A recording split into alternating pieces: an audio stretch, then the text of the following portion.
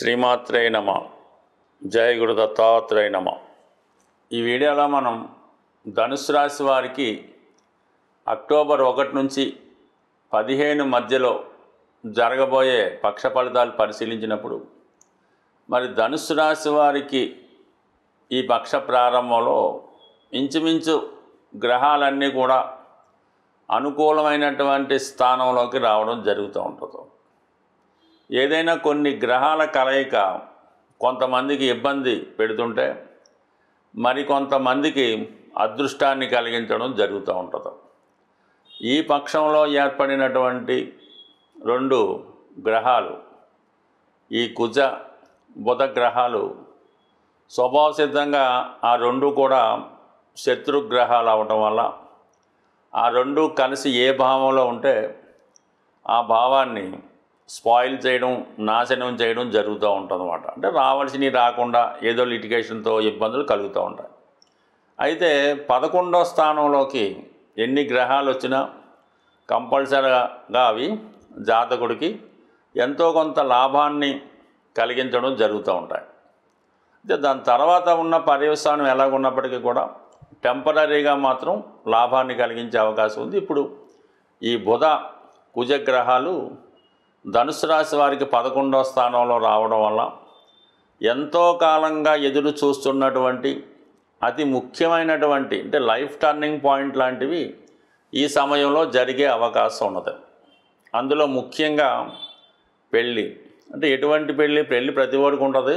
ఇష్టమైనటువంటి పెళ్ళి, ప్రేమించుకున్న మనసులో ఉన్నదో అటువంటి అనుకూలమైనటువంటి వివాహం జరిగే అవకాశం ఉన్నది. అంటే 5వ స్థానాధిపతి కుజుడు, 7వ స్థానాధిపతి బుధుడు.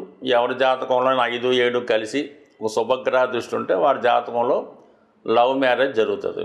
ఇప్పుడు ఈ 5, 7 కలిసి 11వ స్థానంలో ఉంటూ గురువు యొక్క దృష్టి పడడం వల్ల ప్రేమ వివాహం జరిగే అవకాశం 100కి 100 పాళ్ళు ఉన్నది. అయితే వాళ్ళ జన్మజాతకంలో కూడా ఈ యోగం ఉంటే అది ఇప్పుడు అనుభవంలోకి రావడం జరుగుతుంది. దాని తర్వాత రుణ ప్రయత్నం. మీరు ఏదన్నా రుణం కోసం అంటే అప్పు కోసం ప్రయత్నం చేస్తుంటే అది ఈ సమయంలో మీకు సక్సెస్ అయ్యే అవకాశం ఉన్నది. అలాగే మీరు ఒక కాంపిటేటివ్ ఎగ్జామ్ అయినా, ఏదన్నా భూమి కొనాలనుకున్నా, స్థిరాస్తి కొనాలనుకున్నా, లేదంటే మీకు అప్పు, మీరు గతంలో ఎవరికన్నా అప్పు ఇచ్చి ఆ అప్పు తిరిగి రావాలన్నా ఈ సమయంలో దొరికే అవకాశం ఉన్నది. అంటే ఏదన్నా మీ యొక్క మనోవాంఛ నెరవేరే అవకాశం ఉన్నది 100కి 100 పాళ్ళు. ఇక దశమ స్థానంలో రవి దిగ్బలుడై ఈ పక్షమంతా ఉండడం జరుగుతూ ఉంటుంది. అంటే వృత్తిలో చాలా స్ట్రిక్ట్గా ఉంటారు. వృత్తిలో ఆదాయం పెరుగుతూ ఉంది. అంటే దశమానికి 11 లాభస్థానం అవటం వల్ల అక్కడ 2 గ్రహాలు రావడం వల్ల జాతకుడికి వృత్తిలో అదనపు ఆదాయం ఏర్పడే అవకాశం ఉన్నది. అలాగే జాతకుడు కూడా ఏదైనా ప్రభుత్వ ఉద్యోగం కొరకో, ప్రభుత్వ పదవి కొరకో ప్రయత్నం చేస్తుంటే అటువంటి నామినేటెడ్ పోస్ట్ లాంటిదో వచ్చే అవకాశం ఉన్నది. ఇక శుక్రుడు భాగ్యస్థానంలో ఉంటూ చక్కగా అదృష్టాన్ని కలగజేస్తూ ఉంటాడు. పుణ్యక్షేత్రాలు దర్శిస్తూ ఉంటాడు. అంటే ముఖ్యంగా స్త్రీ దేవతలకు సంబంధించినటువంటి ఆలయాలు సందర్శించడం కానీ, అలాంటి స్త్రీ దేవతలకు జరిగే యజ్ఞ హోమాలు అలాంటి వాటిలో పాల్గొనడం కానీ జరిగే అవకాశం ఉన్నది. ఒక ఆధ్యాత్మిక కేంద్రాన్ని కూడా ఈ సమయంలో మీరు సందర్శించే అవకాశం ఉన్నది. అదే అక్టోబర్ 9 తర్వాత శుక్రుడు కూడా దశమంలోకి వస్తూ ఉంటాడు. దానివల్ల వృత్తిలో మరింత గౌరవం, హోదా పెరుగుతుంది. వృత్తిలో స్త్రీల యొక్క సహకారం పెరుగుతూ ఉంటుంది. వ్యక్తిగతంగా మీరు స్త్రీ అయి ఉంటే మీకు ఏదన్నా ఒక రాజకీయ పదవో, నామినేటెడ్ పోస్టో, ప్రభుత్వ ఉద్యోగం వచ్చే అవకాశం ఉంటుంది.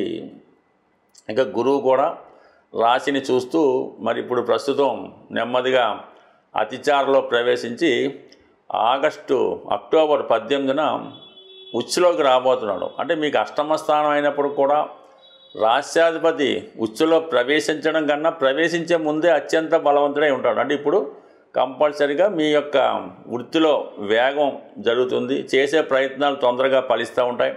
అయితే గురువు ఎప్పుడు కూడా మంచి ఆలోచనలకి పూర్వజన్మలో మనం చేసిన పుణ్య ఫలితం ఈ జన్మలో అందించడం జరుగుతుంది. కాబట్టి అసలు మంచి సౌభాగ్యయోగాన్ని, అంటే ఏదన్నా మీరు స్త్రీ అయి ఉండి మీ భర్త గారికి ఏమైనా ఇబ్బందులు ఉన్నా, అంటే కేవలం ఆరోగ్యపరంగా కాకుండా ఎటువంటి ఇబ్బందులు ఉన్నా కూడా ఈ సమయంలో మీ భర్త గారికి సంబంధించి అవి పరిష్కారం అవ్వడం జరుగుతూ ఉంటుంది. అది కొంత సందర్భాల్లో భార్యకు కూడా వర్తించే అవకాశం ఉంది. మీరు మగవారు అంటే మీ భార్యకు కూడా మంచి ఆరోగ్యం, మంచి ఐశ్వర్యం ఇప్పుడు లభించడం జరుగుతుంది. మూడులో ఉన్నటువంటి రాహు కూడా చాలా కొత్త అవకాశాలు వస్తుంటాయన్నమాట. అంటే మీరు ఎప్పుడూ ఊహించని విధంగా గొప్ప ఉద్యోగ అవకాశాలు ఏదన్నా దేని వ్యవహారంలో ఉంటే అటువంటి దాంట్లో మంచి ఆలోచనలు, మంచి అవకాశాలు రావడం జరుగుతుంది. ఇవన్నీ కూడా ఇంచుమించుగా మీకు గ్రహాలన్నీ అనుకూలంగా ఉంటూ నెమ్మదిగా ప్రతి గ్రహం కూడా మీకు 11వ స్థానం మీద దృష్టి పెట్టడం జరిగింది. కేవలం అర్ధాష్టమ శని ప్రభావం వల్ల ఏంటంటే ఎంత కష్టపడ్డా కూడా మనసుకి సంతృప్తికరంగా ఉండదు. మిగతా వాళ్ళని కూడా మీరు సాటిస్ఫై చేయలేకపోతుంటారు. బట్ ఏదైనా అర్ధాష్టమ శని ప్రభావం తొలగడానికి ప్రతిరోజు విష్ణు సహస్రనామ పారాయణ వల్ల, శివాభిషేకాల వల్ల కంపల్సరిగా మీ యొక్క అర్ధాష్టమ శని ప్రభావం తొలగి మిగతా గ్రహాల యొక్క ప్రభావం మీకు లభించే అవకాశం ఉంది. ప్రస్తుతం ఎవరైనా కొన్ని ముఖ్యమైనటువంటి పనులు ప్రారంభించినప్పుడు మన యొక్క అంటే మీ నక్షత్రాన్ని బట్టి తారాబలం అని ఉంటుందన్నమాట. అంటే ప్రతిరోజు ఒక నక్షత్రం, కొన్ని హోరలు, తిథి, వార, నక్షత్ర యోగ కరణాలు ఇవన్నీ నడుస్తూ ఉంటాయి. అయితే ఎక్కువగా రోజు కన్నా తిథి కన్నా నక్షత్రం అన్నది కొద్దిగా బలంగా ఉండడం జరుగుతూ ఉంటుంది. అందుకనే మన ఈ ముహూర్తాలు అవి నక్షత్రాన్ని బట్టి పెడుతూ ఉంటారు. ఏదైనా అంటే ఈ పంచాంగంలో ఇవన్నీ కూడా మీకు ఉంటాయి. ఏదైనా ఒక ప్రయాణం చేస్తున్నారు, మీరు ఏదైనా ఒక పని మీద వెళ్ళినప్పుడు ఒకరిని సంప్రదించినప్పుడు క్షేమతార అంటే మీ నక్షత్రం నుంచి 4వ తార క్షేమతార అవుతుంది. అది ప్రయాణాలు చేపట్టిన, భూమి స్థిరాస్తులు లాంటివి కొనుక్కున్న దానివల్ల మీకు చాలా లాభం అది కలిగే అవకాశం ఉంది. అలాగే సంపత్తార అని ఉంటుంది. 2వ తార అంటే మీ నక్షత్రానికి 2వ తార లెక్కెట్టుకుంటే ఆ సంపత్తారలో మీరు బ్యాంక్ అకౌంటు ఓపెన్ చేసుకున్న అంటే ఆ తారాబలం ఉన్న రోజు మీరు ఎవరి దగ్గర కూడా అప్పు తీసుకున్నా లేదంటే అప్పు ఇచ్చినా అది మీకు వాళ్ళకి కూడా కలిసి రావడం జరుగుతూ ఉంటుంది. ఏదన్నా బంధుత్వం కలుపుకోవాలన్నా కూడా ఈ సంపత్తారలో మీరు కలుపుకోవచ్చు. ముఖ్యంగా ఉద్యోగ ప్రయత్నాలు, ఏదైనా కోర్టు కేసు వేయాలి, అప్పు కోసం, రుణం కోసం అప్లికేషన్ పెట్టుకోవాలి అనుకున్నప్పుడు సాధన తార, ముఖ్యంగా ఈ ఉద్యోగం కోసం ప్రయత్నం చేస్తున్న నిరుద్యోగులు ఈ సివిల్స్ లాంటి ప్రిపేర్ అయ్యేటప్పుడు మీ ఎగ్జామ్స్ రాసే రోజు కానీ, అప్లికేషన్ పెట్టే రోజు కానీ సాధన తారలో మీ యొక్క అప్లికేషన్ పెట్టి ఆ ప్రయత్నం చేస్తే 100కి 100 రూపాయలు అది సక్సెస్ అవుతుంది. క్రీడాకారులకు కూడా ఈ సాధన తార అన్నది చాలా బలమైంది. అంటే మీ జన్మ నక్షత్రం నుంచి లెక్కెట్టుకుంటే 2వ తార, 4, 6 చాలా వరకు సక్సెస్ ఇస్తాయి. ఇంకా క్షేమతార ఇవన్నీ పక్కన పెడితే 8వ తార, 9వ తార కూడా ఉంటాయి. బట్ 8వ తార అన్నది కొంతవరకు మిశ్రమ ఫలితాలు ఇవ్వడం జరుగుతూ ఉంటుంది.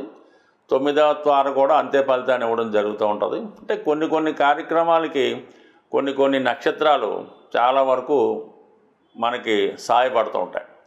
ఏదైనా సక్సెస్ రావాలంటే మీరు కొన్ని నక్షత్రాల్లో ప్రారంభించాలి. ముఖ్యంగా పునర్వసు, స్వాతి, శ్రవణం, ధనిష్ట ఇవన్నీ కూడా చర నక్షత్రాలు అంటారు వీటిని. ఈ చర నక్షత్రాల్లో మీరు ఒక గృహప్రవేశం చేసిన, ఒక ఉద్యోగంలో చేరిన, ఒక యంత్రం, వాహనం లాంటిది కొన్నా అవి చాలా వరకు సక్సెస్ఫుల్గా ముందుకి వెళుతూ ఉంటాయి. అంటే కొన్ని నక్షత్రాలు తారాబలం లేకపోయినా ఆ నక్షత్రాల్లో మనం పని ప్రారంభించుకుంటే ఆ పని సక్సెస్ఫుల్గా ముందుకు వెళ్తుంటాయి. అలాగే కొన్ని ఈ మృగశిర, అనురాధ, ఈ రేవతి ఇలాంటి నక్షత్రాల్లో కూడా మనం ప్రారంభించినప్పుడు అవి చాలా స్మూత్గా, హ్యాపీగా ముందుకు వెళ్తుంటాయి. అయితే ముఖ్యంగా ఈ దైవానికి సంబంధించినటువంటి ధార్మిక కార్యక్రమాలు, యజ్ఞ యాగాదులు, అలాగే భగవంతుడికి తొందరగా మన విన్నపం చేరాలనుకుంటే విశాఖ, కృత్తిక ఈ 2 నక్షత్రాలకి అగ్నిదేవుడు ఆధిపత్యం వహిస్తూ ఉంటాడు. ఈ నక్షత్రాల్లో మీరు దైవ కార్యక్రమాలు, యజ్ఞ యాగాది హోమాలు చేసినప్పుడు ఆ ఫలితం మీకు తొందరగా రావడానికి కారణం అవుతూ ఉంటుంది. అయితే దీనికి కొద్దిగా పరిజ్ఞానం కూడా అవసరం ఉంటాయి. అలాగే మనం దైనందిన జీవితంలో ఈ హోరలు, అలాగే కామన్గా ఈ నక్షత్రాలు, ఈ ముహూర్తాలు ఇవి చూసుకున్నప్పుడు కొద్ది వరకు మన ప్రయత్నానికి అవి సహకరించి మన సక్సెస్కి కారణం అవుతూ ఉంటుంది. స్వస్తి.